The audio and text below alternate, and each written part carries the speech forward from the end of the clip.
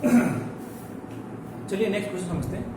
Question आपका आगे give region के अंदर we can easily move our hand in air, यानी अपन आसानी से हवा के अंदर तो अपना हाथ, जैसे मैं अपना हाथ घुमा रहा हूँ तो आसानी से अपना हाथ अपन घुमा सकते हैं, फैला सकते हैं।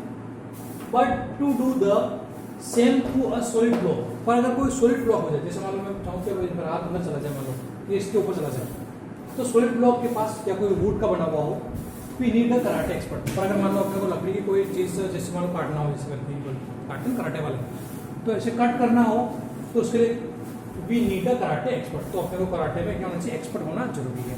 अगर समझे क्वेश्चन है कि अगर मान लो कोई एयर में तो अपन आसानी से अपना हाथ पे कर सकते हैं, घुमा सकते हैं, मिला सकते हैं, लेकिन अगर अपने किसी सॉलिड के अंदर अगर हाथ करना हो, हाथ फैलाना करना हो अपने को, तो अपने को कराटे में एक्सपर्ट होना जरूरी है। ऐसा क्यों?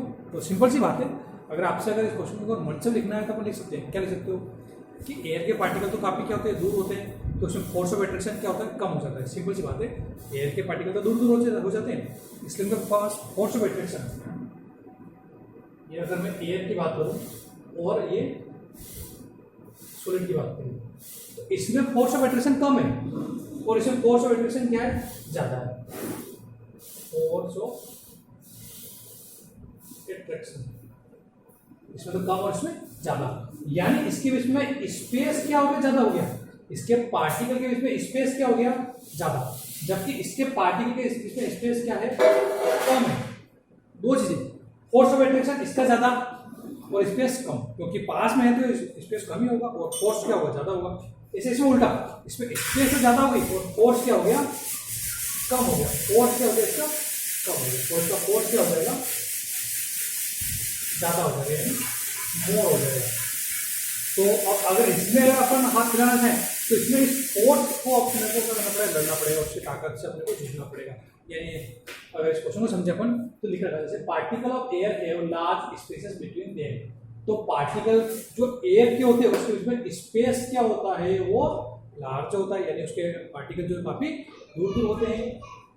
On the other hand would has little space, जबकि वुड के जो पार्टिकल होते हैं उसमें क्या होता है, स्पेस लिटिल होता है, यानी काफी कम हो जाता है।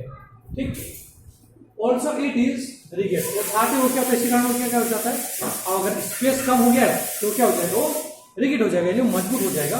कौन, आपका solid. For this reason we can easily move, इसी रीजन के कारण अपन क्या कर सकते हैं, इजीली मूव कर पाते हैं। किधर मूव कर पाएंगे अपन, easily.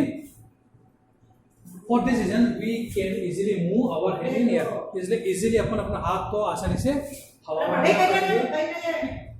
But to do same to, पर ये काम अगर सॉलिड के अंदर करेंगे तो उसमें पॉसिबल नहीं है। आएगा समझ? तो सिंपल सा है, एक तो क्या बोलना है अपने को, गैस के पार्टिकल काफी दूर दूर होते हैं तो फोर्स ऑफ अट्रैक्शन कम हो जाएगा, और सॉलिड में पार्टिकल काफी पास होते हैं तो फोर्स ऑफ अट्रैक्शन ज्यादा हो जाएगा, यानी रिजिड हो जाएगा, वो मजबूत हो जाएगा। इसी कारण अपन आसानी से हवा में तो अपना हाथों को खिला पाते हैं, लेकिन सॉलिड के केस में अपने को क्या होना चाहिए, कराटे एक्सपर्ट होना जरूरी है। ठीक है, और कराटे एक्सपर्ट तो सभी को होना जरूरी है ताकि अपन अपनी सेफ्टी भी कर पाए। चलिए आज अपने गिव रीजन के सारे क्वेश्चन समझे, तो सभी अच्छे से लर्न करें इनको, और मुझे शाम को सभी